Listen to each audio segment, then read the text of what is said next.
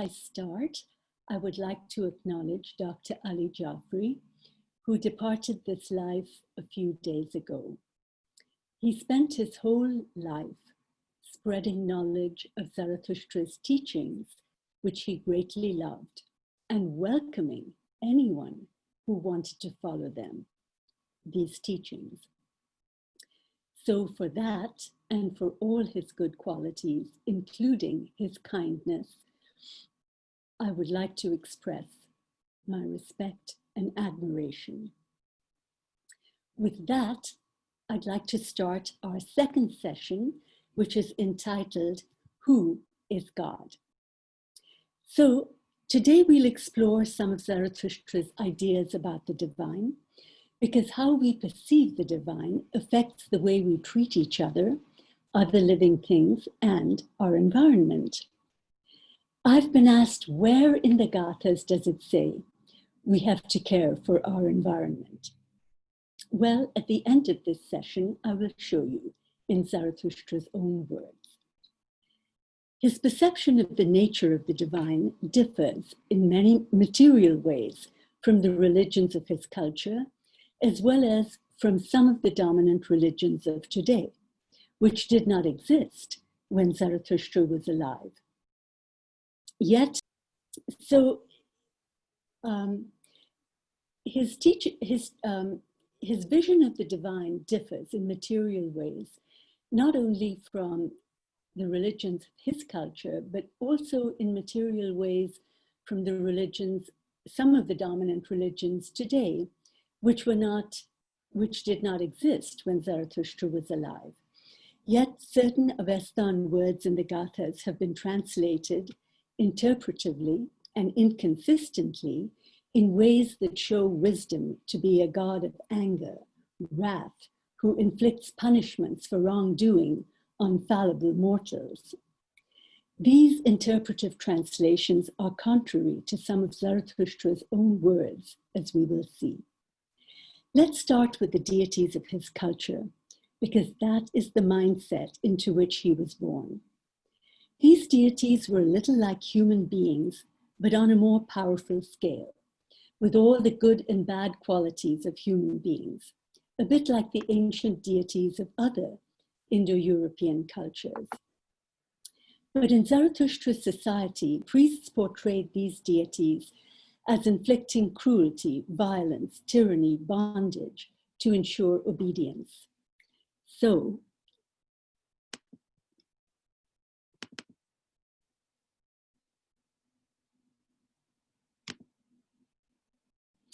describing the priests of his culture, he says,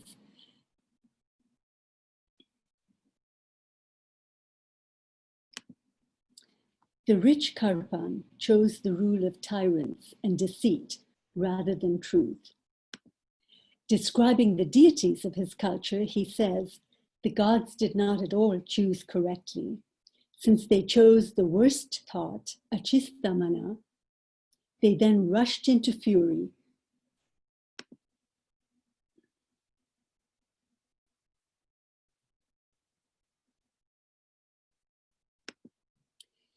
They then rushed into fury with which they have afflicted the world and mankind. So here he associates fury, anger, with the wrong choice, the worst thought, which causes suffering in the world.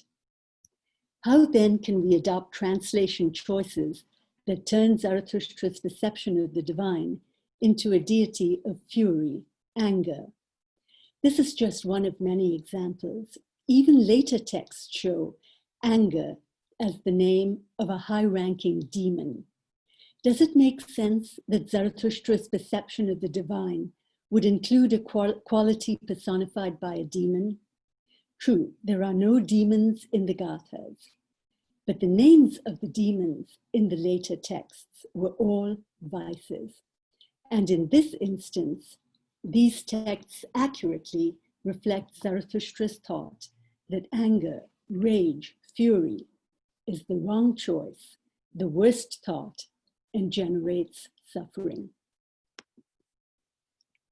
He describes the suffering caused by the religions of his society in the famous allegorical lament, the cruelty of fury and violence, of bondage and might, holds me in captivity.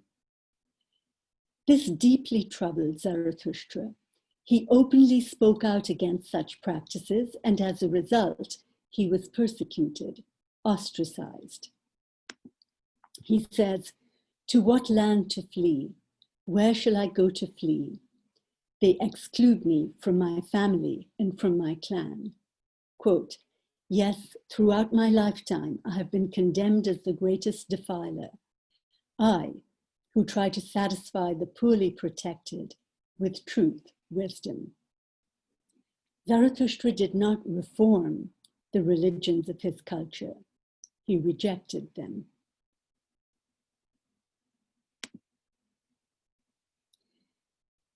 He concluded that deceit, tyranny, greed, bondage, rage, violence, destruction were wrong, and that deities who personified such wrong qualities were not worthy of worship.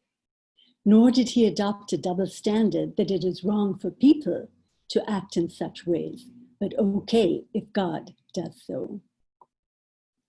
In rethinking the nature of the divine, Zarathustra came to a totally new envisionment from that of his culture, one in which to be worthy of worship, to be divine, a being had to be wholly, completely good, not a mix of good and bad qualities. This new understanding of the divine was so foundational that it was still remembered even after destructive wars of conquest, more than 1,000 years later, in the Pahlavi texts of Mardan Farooq and Zadsparam. In fact, Zadsparam, a Pahlavi high priest, wrote that the first requirement for bringing about the renovation of existence is the understanding that the divine is wholly good, with no taint of wrongdoing in him.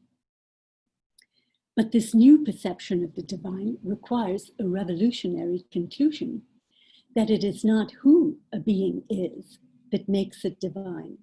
Witness Zarathustra's rejection of the gods of his society. It is what a being is that makes it divine, the quality of the being, the nature of the being. So how does Zarathustra describe the qualities that make a being divine?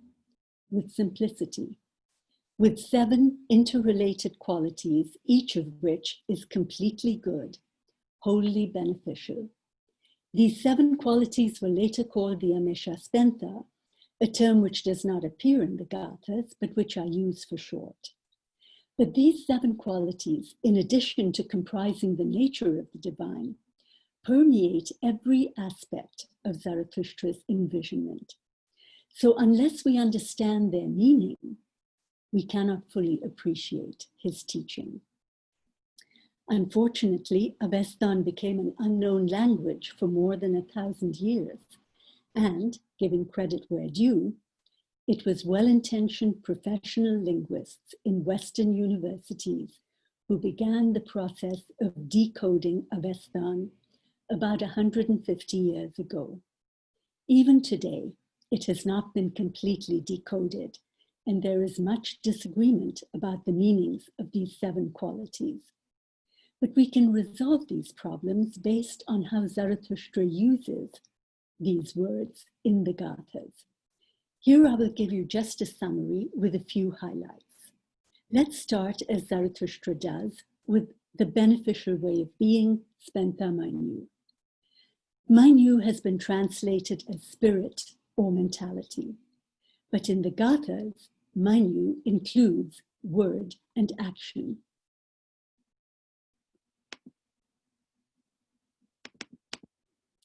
Zarathustra says, yes, there are 2 fundamental Manu, twins, which are renowned to be in conflict.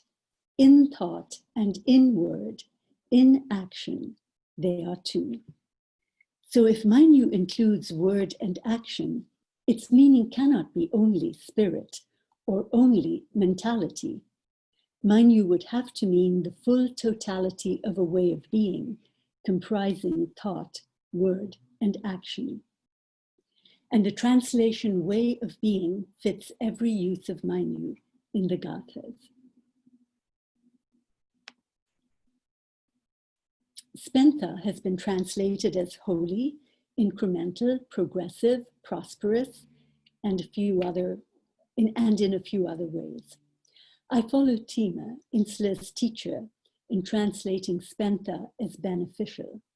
It fits all of the ways in which Zarathustra uses Spenta in the Gathas, whereas, with respect, other translation choices do not.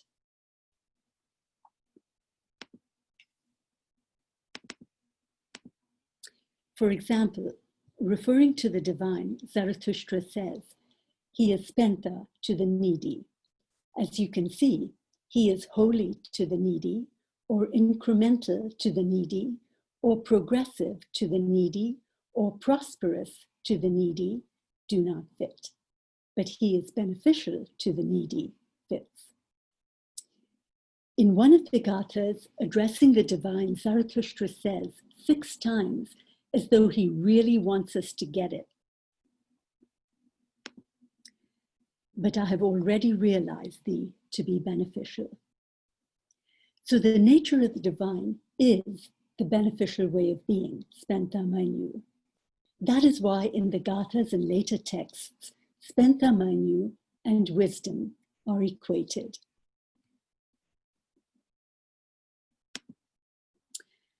But the cosmic dualism of the later texts, 2 uncreated gods, one all good, Spenta Manyu, and one all evil, Angra Manyu, is contrary to the evidence of the Gathas.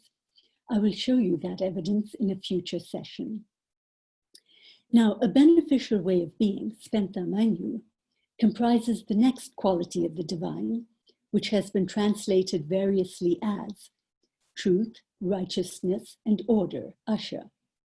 In English, these are 3 different meanings, but based on the Indo-Iranian origins of the word in Avestan, these differences are reconciled. Asha means an order of existence that is truth in the sense of what is correct. So Asha means factual truths, which means that the divine does not put out anything that is false, a lie. And Asha also means the truths of mind, heart, spirit, all that is right, which in the Gathas includes such qualities as honesty, generosity, loving kindness, friendship, solicitude, caring, compassion, being just, being beneficial, and above all, intrinsic goodness in the superlative degree, Vahishta. In fact, in later Avestan texts, Asha Vahishta became a standard term. There is no one word in English that captures the full meaning of Asha. The English word correct falls far short and carries a lot of extraneous cultural baggage.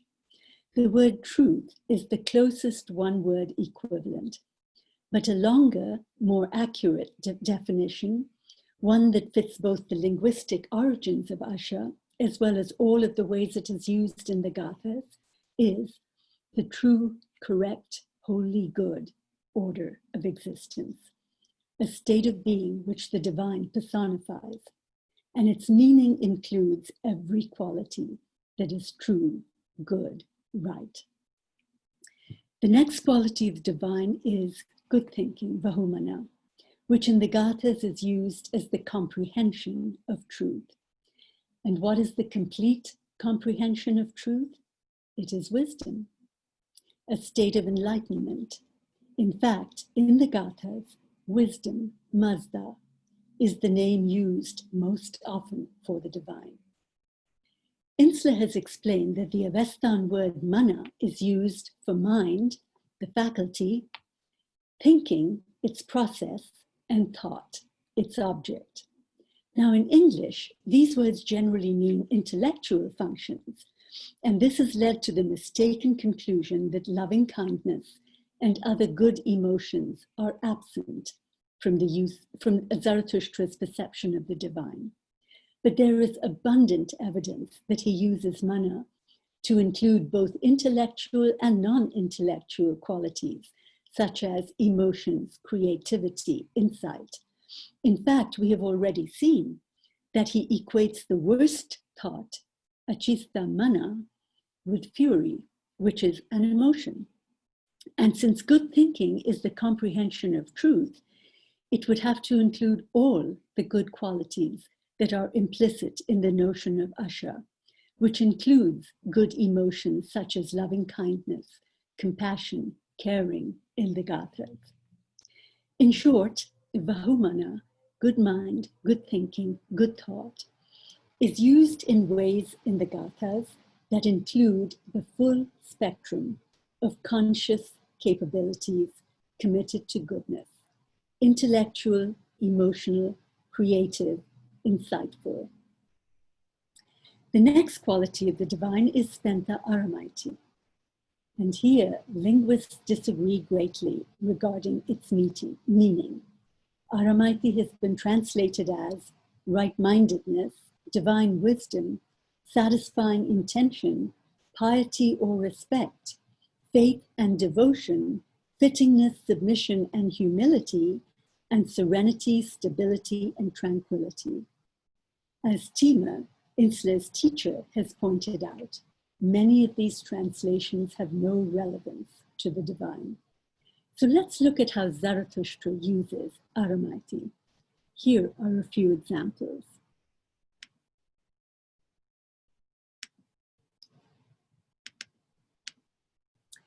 Referring to the divine, he says, "But to this world he came with the rule of good thinking and of truth, and enduring aramaiti gave body and breath to it."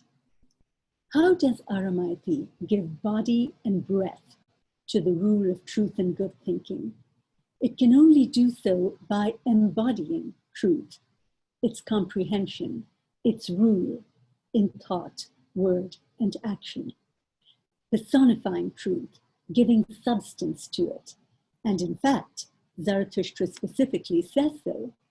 He says, through its actions, aramaiti gives substance to the truth. In fact, the only definition of spenta aramaiti that fits all of the ways in which it is used in the gathas is beneficial thoughts, words, and actions that embody truth, or for short, beneficial embodied truth. Of course, the divine has its own thoughts, words, and actions. It is not limited to mortal ones. Which brings us to the next quality of the divine: good rule. This divine quality, good rule, first, is how the divine rules itself.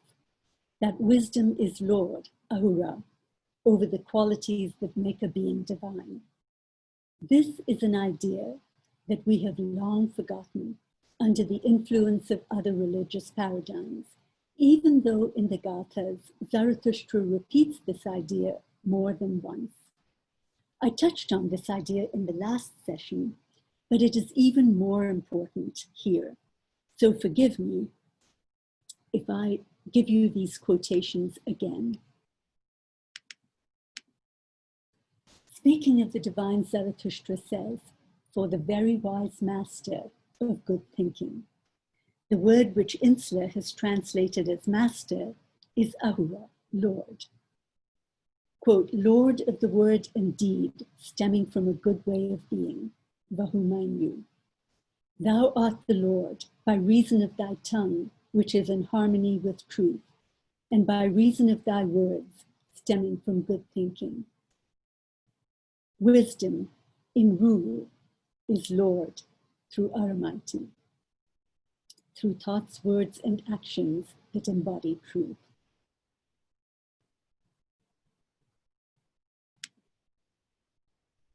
But divine rule goes a step further.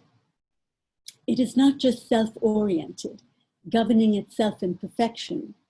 Divine rule is actively involved in helping, supporting, nurturing, benefiting the rest of existence in its spiritual evolution to the true, holy, good order of existence.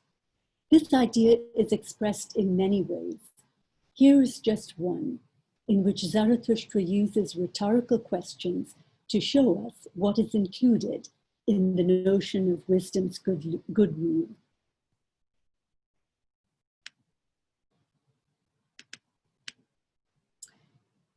He says, where shall there be protection instead of injury?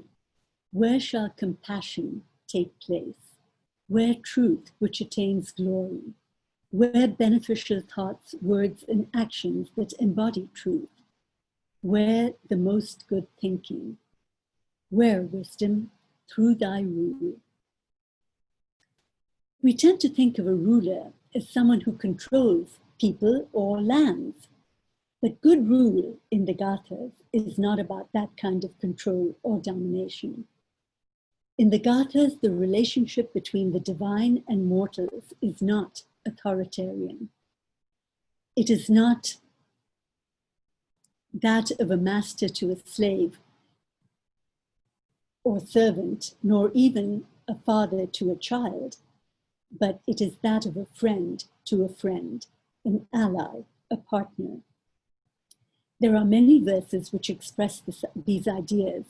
Here are just a few. He says, someone like thee, wisdom, should declare to me, his friend. I lament to thee, take notice of it, Lord, offering the support which a friend should grant to a friend. The loving man, beneficial through truth, watching over the heritage for all, is a world healer and thy ally. In this last quotation, did you notice? Wisdom's ally, the loving man, is not just a healer of Zoroastrians, but a healer of existence.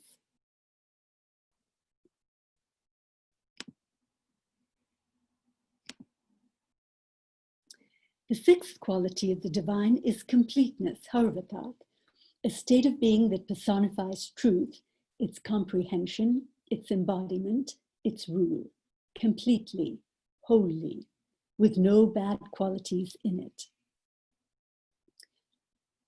And the seventh quality of the divine is non-deathness, Amritat, a state of being that is not bound by mortality. This perception of the divine was so different from the deities of Zarathustra's culture that, perhaps to help his followers remember, he often addresses wisdom and truth, or wisdom, truth, and its comprehension, good thinking, together as the object of his worship. And indeed, he worships truth, indicating that the personification of this quality is what makes a being divine, worthy of worship. For example, he says, as long as I shall be able, I shall respect that truth is to have a gift of reverence. The Avestan word which Insler translates as reverence has been translated by other linguists as homage. So it is part of the Avestan vocabulary of worship. He says, quote, therefore let us reverently give an offering to thee, Lord, and to truth. The Avestan word nyazden is an offering of worship.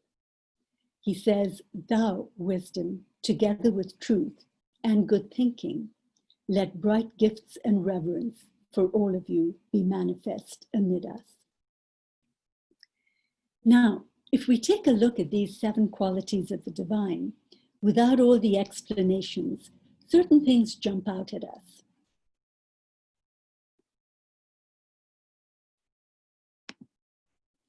Take a look and see what jumps out at you.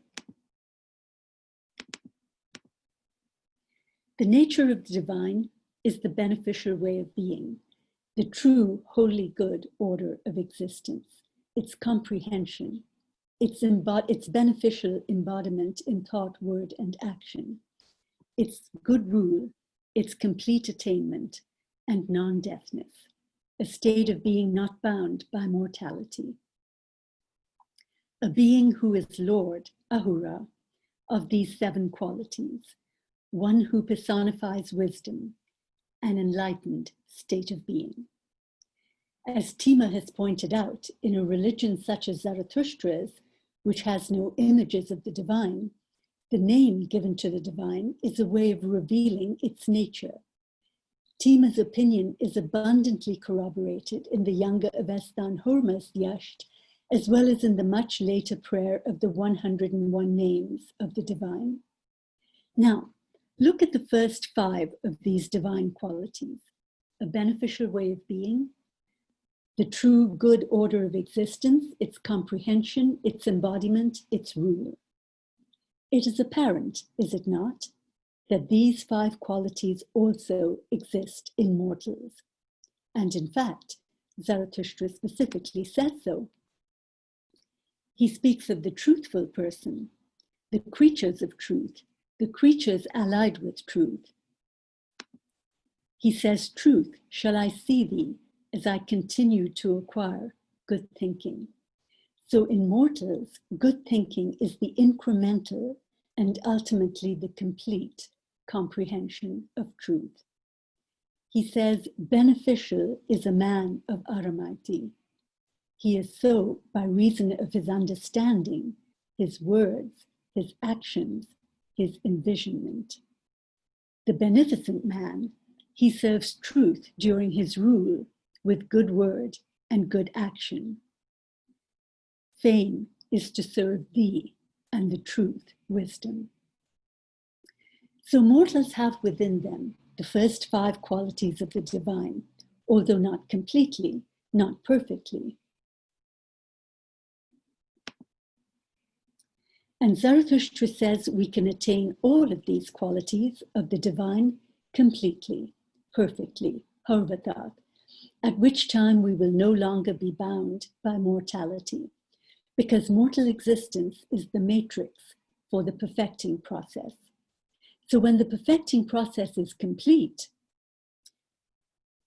mortal existence is no longer necessary, and we attain a non-mortal state of being, which is non-deathness, amritat.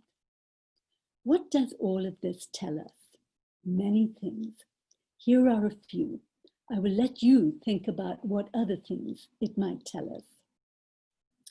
It tells us that in Zarathustra's thought, mortals are not born sinful, corrupt, incapable of redeeming themselves. True, we are born with the capacity for evil, but also with the capacity for the divine. It tells us that each time we think, speak, act in a way that embodies what is true, good, right, in that moment, we bring the divine to life in ourselves and in our lives, even though we do so imperfectly and only now and then.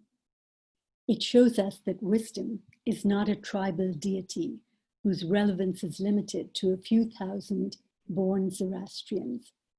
Wisdom's qualities are universal, and Zarathustra tells us that with these qualities, wisdom heals not just a tribe, but all of existence, and that we should do so as well.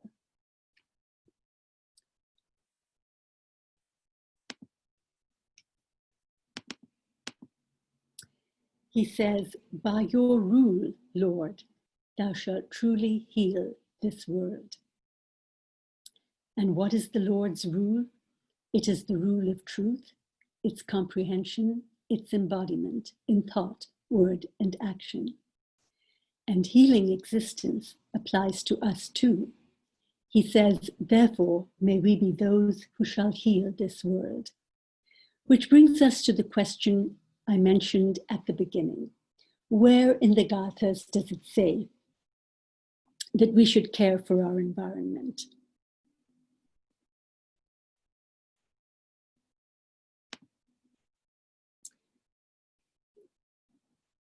Well, the requirement that we heal existence is one instance.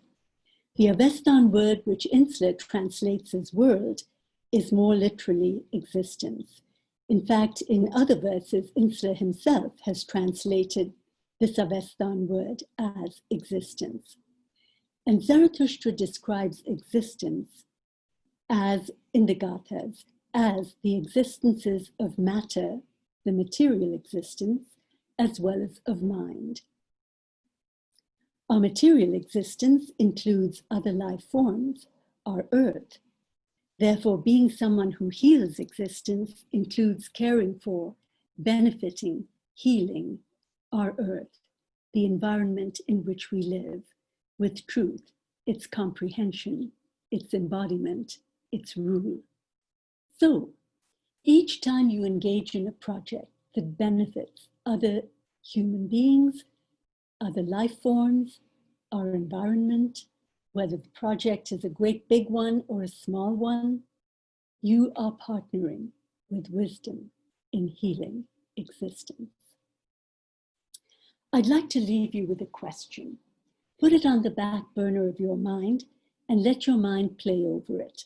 We will consider it in a future session. If mortals presently have 5 qualities that comprise the nature of the divine and can attain them all completely, perfectly, what does this tell us about the identity of the divine in Zarathustra's thought? Let's see, I have to do this on the chat function, don't I?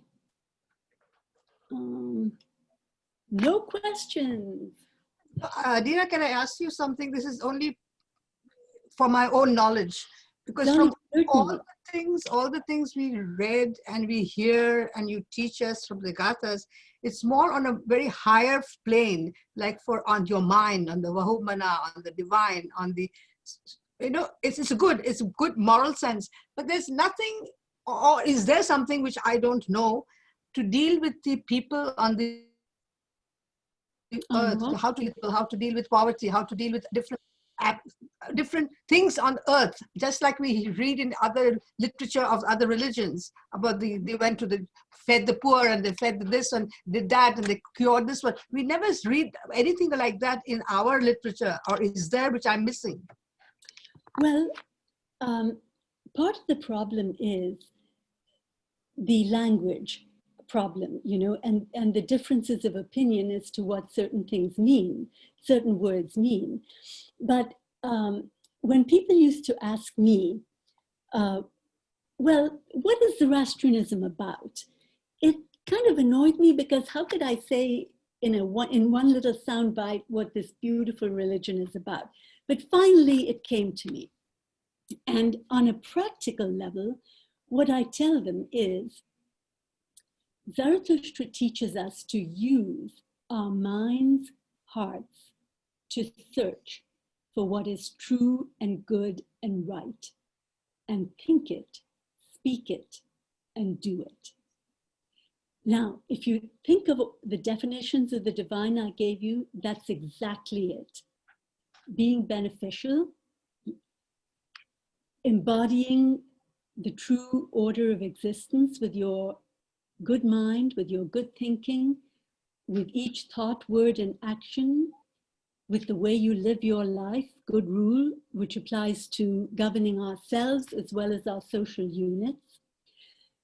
So I think that is the closest definition I can give you. But also, a very important component is being generous. Zarathustra describes the right choice as beneficent, and that means a bountiful, loving kindness that is generous, good.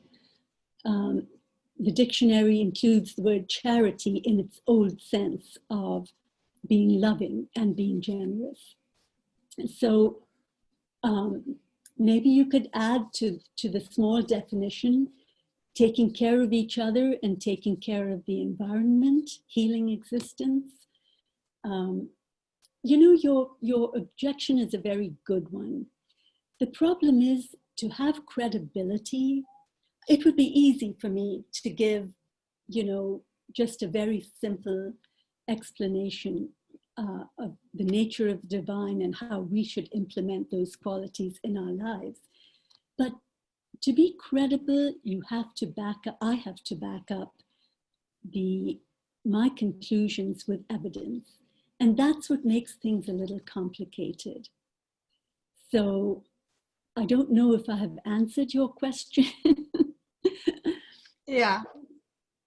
It's, yes, somehow. I'll give it some thought, and maybe I'll email you and tell you a few ideas. The concepts about the higher mental processes, higher divine, that's beautiful. But I want to know if there's something lower down to how to deal with everyday people. Well, if you think of being beneficial, of embodying a good way of existence with each thought, word, and action, people look down on good thoughts, good words, good deeds. But if you look at what I just told you on those qualities of the divine, they're right there. Yeah. Not just in my words, they're repeatedly there in the Gathas, in Zarathustra's words. You need to just interpret that properly. But to give it credibility, you know, people would say, oh, well, that's just Dina, you know. It's not Dina, it's Zarathustra. But to give it credibility, I have to go through Zarathustra's evidence, you know.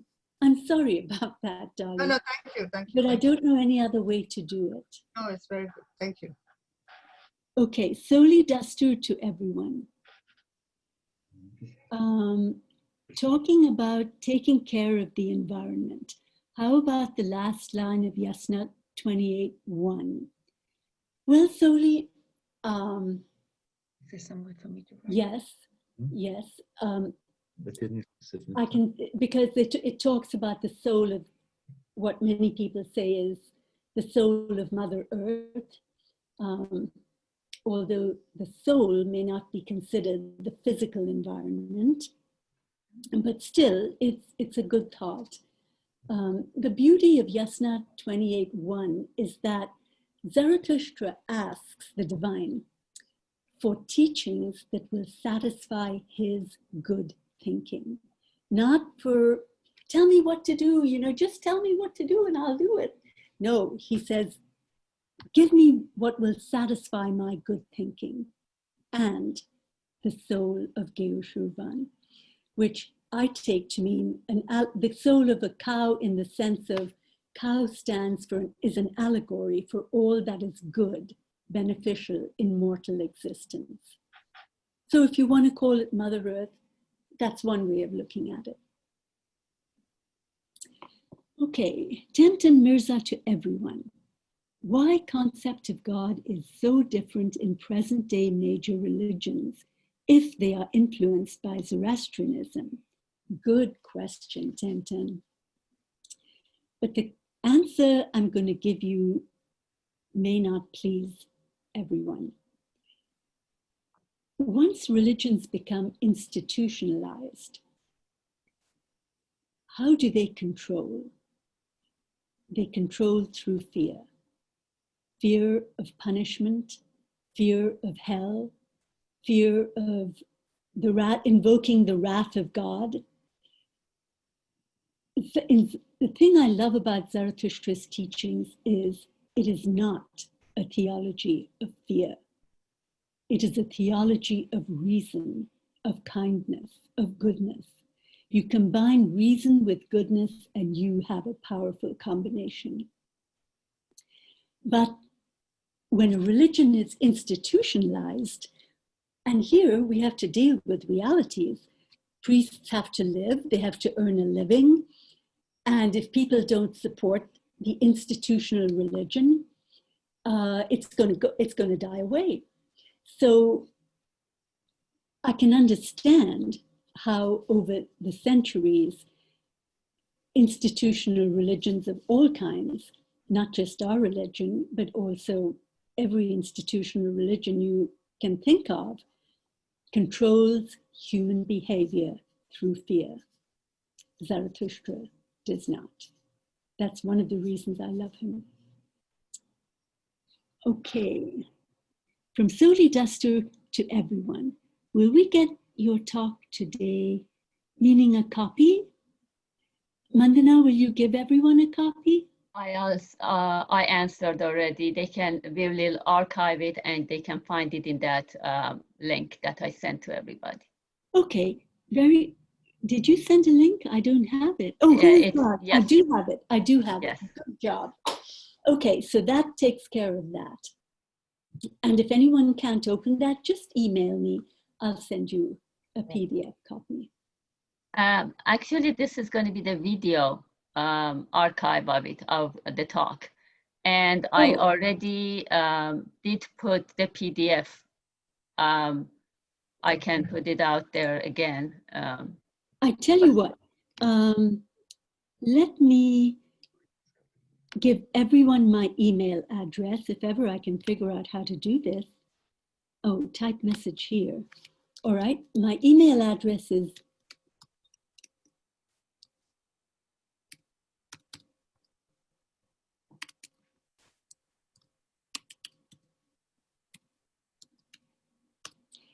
there. Did you get it? Yes. Oh, do I have to send it? Do I have to push send or something? Yes, you have to push. We haven't got it yet.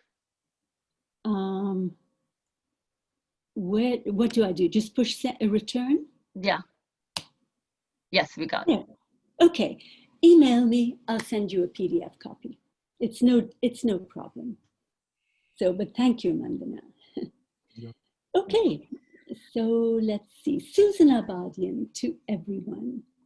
Sillu has a question for you. I'm sorry? Sillu Tarapur has a question for you. Oh, okay, Sillu. Let me just finish Susan's question and I'll then ask you. Some trained in science and rational thinking like to consider Zarathustra not as a prophet, founder of a religion, but as a philosopher teacher, and say that there is no real mention of a creator God, a divine presence in our tradition, but rather like Buddhism, the Gathas lack a true notion of some divine presence. What would you say to them? You know, that is a profound question. Let me start by saying, in the Gathas, Zarathustra never uses the Avestan word God, one of which is Bhaga, the other is Daiva. He uses Daiva, but only for the gods of his culture and always in a pejorative way. So clearly that signals us that his understanding of God is very different from that of his culture. I like to think of Zarathustra's teachings as a spiritual philosophy. The Greek word philosophy, what does it mean? It means love of wisdom. Philo, Sophie. Sophie is wisdom. I love that wisdom is a woman, Sophie, but anyway. So, and what is Zarathustra's teaching, if not the love of wisdom? So, as with many religions, before they become institutionalized, they start out as a way of life, a spiritual philosophy, and that is exactly how Zarathustra starts out. Now, there is a mention of the divine. I hate to use the word creator because the Avestan word da, that's a stem, which is translated by some people as creator, means give, to produce, to make. And if in the Gathas, Zarathustra's conception of creation is a creation from the creator, a creation by emanation, not a creator who is separate and apart from everyone, creating the rest of existence either from a rib or clay or whatever. That is not his conception of creation. But on the question of the divine presence, I have to disagree that it is not quite like Buddhism. In many ways, it is, in the sense that the divine is enlightenment personified. It's a state of enlightenment, wisdom.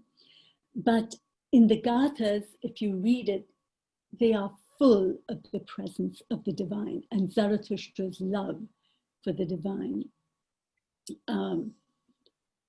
So the presence of the divine as being is throughout the Gathas. It's palpable in the Gathas. The neat thing about Zarathustra's teaching is, what is that presence? And that is something, that last question I gave you to think about, that is something I hope to get into in, I think it's the second last session, the 6th session, the identity of the divine. So I'll keep you in suspense. Silu, may I answer your question? So I don't know whether the historical fact of Zoroastrianism being the very first religion makes it so non-didactic, and that is perhaps why Zarathustra's way of speaking and thinking is not to say, do this, do that, don't do this or don't do that, but just, who are you? Look inside yourself, be the best that you can be, try to get in touch with the divine. Can you aspire to the qualities of the divine? You know, as you say, the 7 Amisha Spentas and so on.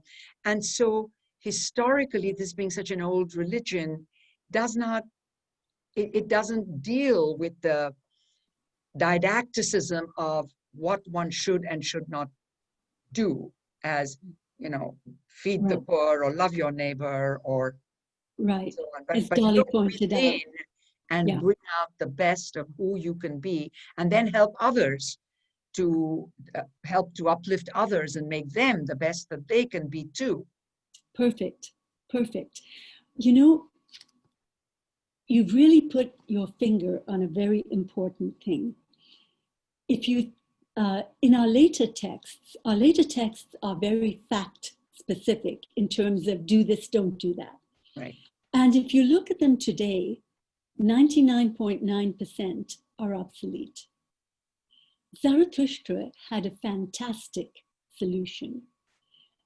He says we should use our minds' hearts to search for truth.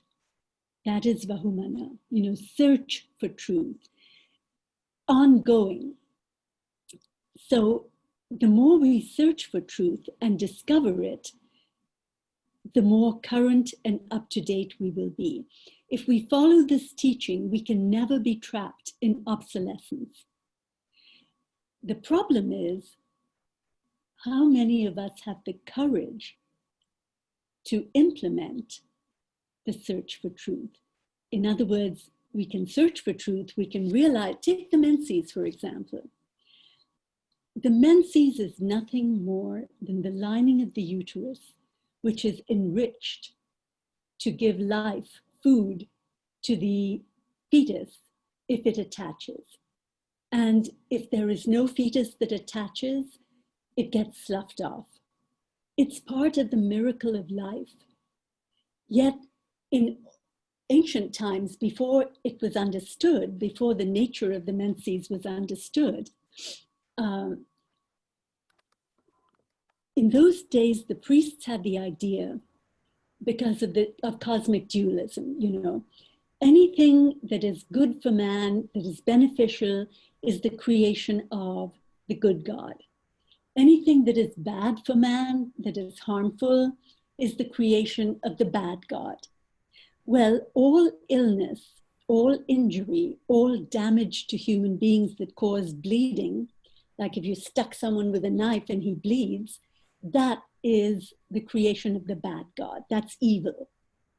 So how would they explain the fact that women bleed once a month?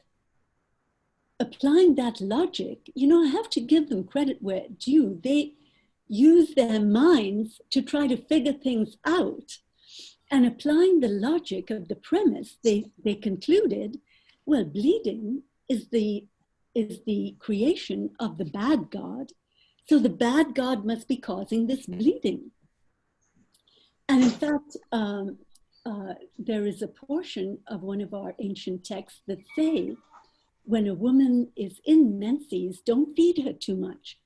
Give her a loaf of bread and some measurement of pap, and I take that pap to mean milk, maybe mixed with something, I'm not sure. But the idea was, don't strengthen whatever evil force has taken her over and is causing her to bleed. Well, today we know that that's not true, but we cling to the menses as though if we don't do that, the world will end.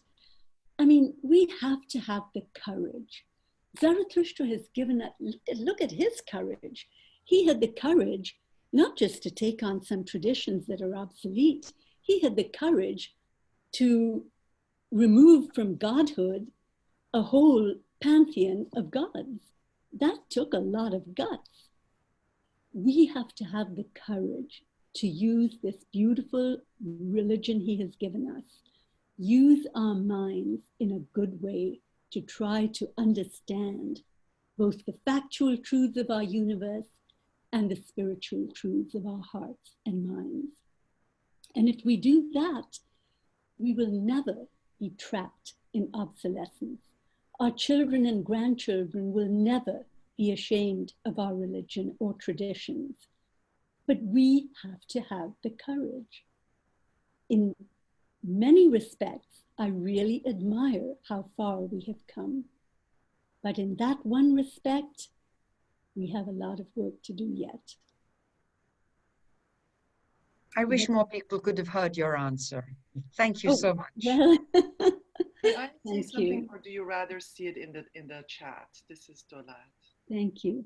Let me see. From Kayomarsh, Yasna 29 is different from the rest of other verses of the Gathas. My understanding is that the Gathas are the actual words of Zarathustra. Was Yasna 29 included in the later post-Gathic followers, or is it still the words of the prophet Ashur Zarathustra? I would like your perspective. Well, Kayomarsh, my perspective is this. For the longest time, I did not agree with Tarapurvala, Mills, and a lot of others who feel that Yasna 29 was the start of the Gathas. I thought Yasna 28 was the start. Now I think I was wrong, because Yasna 29 lays, it's in parts of it are not Zarathustra speaking in the first person, and parts of it are Zarathustra speaking in the first person. I think in Yasna 29, Zarathustra laid the groundwork. He laid the scene that look at all this suffering. We have to find a way out. There's a verse in which truth says, no, the beneficial way of being, Spentamanu says to the others, is this a true and correct way for all this suffering to exist? And truth replies that there is no existence free from enmity. I take this to mean that in life, we are going to experience suffering. You can't get away from that. And the reason for that is, in Zarathustra's scheme of things, which is so brilliant, suffering is a necessary part of increasing our understanding. Because when we experience the suffering, either that we ourselves inflict on others or even unearned suffering, like from natural calamities, we realize that suffering, harming, hurting people is not the way things should be.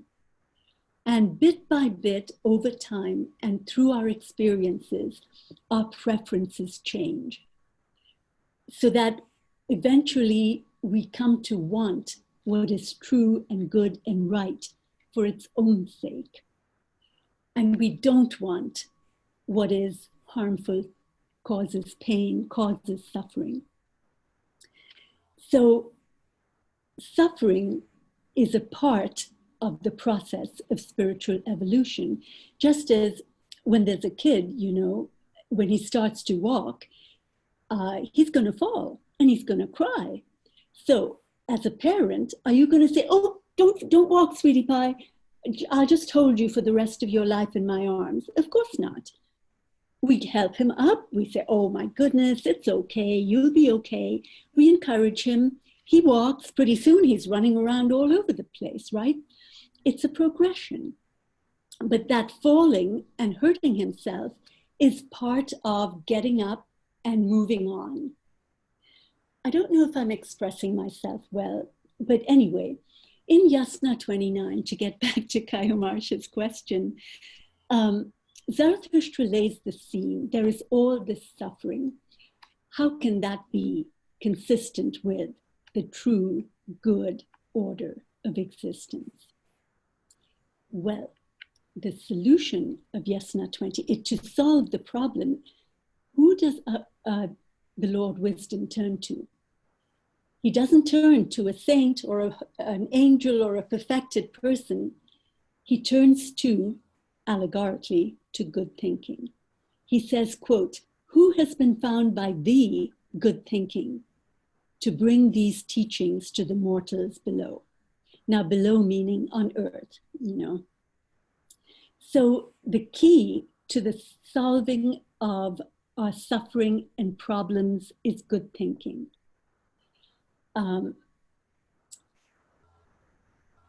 But to me, one of the most beautiful things about Yasna 29 is the verse in which wisdom speaking says to the suffering, whether you say earth or the soul of the cow, meaning the beneficial on earth, whichever. For your purposes, I'll say cow, I'll say earth for now. Ahura Mazda says, he is not content with an order of existence that causes so much suffering. The solution for Yasna 29, of Yasna 29, is not only good thinking as a way to get over suffering. The solution is that there will never be suffering without help. That is what one of the verses of Yasna 29 says. I wish I could quote it by memory, but I can't, and I would rather not quote it than give you something incorrect. But that is the beautiful solution of Yasna 29, that there will always be help when in the midst of suffering. There will always be help. It may not be the help we're looking for. It may not be the help we want, but it'll be there and it'll help. I'm sorry I took such a long time, but my goodness, that question had so many good things in it. So, Manik Bhujwala to everyone. Are not Zarathustra's teachings like basic science and that of the followers as applied science? Excellent, Manik, excellent. Yeah, it is. He gives us a system and we have to apply that system to our lives. Very good, Manik, very good. Naveed, hi Dina, thank you so much. I sometimes hear interpretations that the divine lives within each one of us. Haha. Is there evidence in the Gathas to support this idea? Naveed, I think there is. I think there is in 1,001 beautiful ways. But this is something I hope to cover in session number 6, I believe, on the identity of the divine. I sort of hinted at it today when I left you with that question, you know, at the end.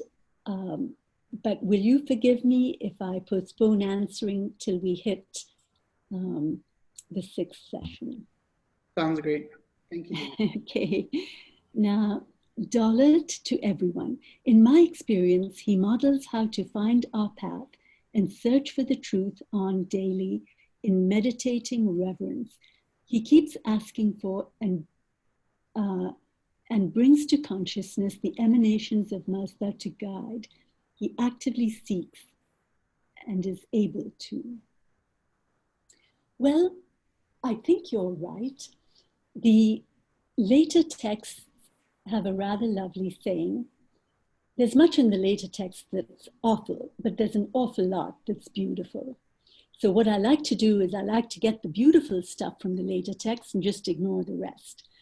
In the later text, there is, they speak of wisdom acquired by the ear and the wisdom within. We access the wisdom within through meditation. In fact, Insler has translated the word tushna, tushnamaiti, which appears once in the Gathas as meditation. Okay, so Silu. Through the Gathas, there are conversations between Zarathustra and God. Yes, the divine may not be mentioned by name, but is addressed in his role of advisor to Zarathustra. You are right, Silu. In the Gathas, Zarathustra talks to the divine about anything and everything in the language of his day, about his troubles, about his worries that no one's going to listen to his teachings, about the people who are persecuting him. He talks to the divine about everything and anything. And it's a lovely way to pray. Is that the end of the questions? Does anyone else have any questions? Can you hear me? I can, Dolat. Hi, thank you so much for your time. I guess I'm just really interested in your thoughts about the way, and what I was trying to say is that the way Zarathustra models how to really live your life every day. So we may not have commandments, but really he shows not to do it alone. And he brings to consciousness his higher self. I want to use correct vocabulary, but the whole, I hear how he's even, sometimes he's desperate, says, Vohuman Armaiti, come, I don't know how to do this. You know, he's actually has a very down to earth, let's do this together. Mm-hmm. And in my experience, you know, it actually happens. You actually can have, your path will be shown slowly and you know, anyways, the wisdom, you have access to wisdom. So to me, this is as practical as it comes, and it serves the renewal of life, and it's true with the order of the creation. I agree with you 100%. In the Gatha, Zarathustra says, and I quote because I love this piece so much, I know it by heart. He says, I know that words deriving from good purpose and from love are not to be left wanting by you. So if a prayer has two ingredients, good purpose and love, it will never be left wanting. Now, you may not get what you ask for. I have repeatedly asked the divine for certain things and given him the benefit of my thinking, which he has repeatedly ignored. The point is, what he gives will be the best. In looking back over my life, I look at the crises I've had and how annoyed I was. How could any good possibly come of this? In every single instance, good has come of it, but in the long run. So I agree with you, Dolat. In my life, I have seen this, and it's one of the beautiful things about Zarathustra's thought. And can I just say one more thing? We started an experiment, so I wanted to just let people know, you might have seen the email. We started an experiment that we get together on Sundays at 4 and we meditate and we listen to the sounds of the Gatahas, of a verse of Gataha, without knowing the meaning while we meditate. And then we look at the meditate and each person reflects on what their experience was. And it's only 45 minutes. And it's an experiment with these ideas that we really have it within us and in our collective. So people are welcome to join us, and if you want, I can leave the link. But I wanted to just say, to really bring these words forward and make them more in action amongst us. So it's an experiment. I cannot say that that is right or wrong. It depends on you, and whether it works for you. If it works for you, that's good. Well, I guess what I'm saying, it's an experiment that others can also participate. So we Right. gather as Zoroastrians and meditate in that. Right. Thank you.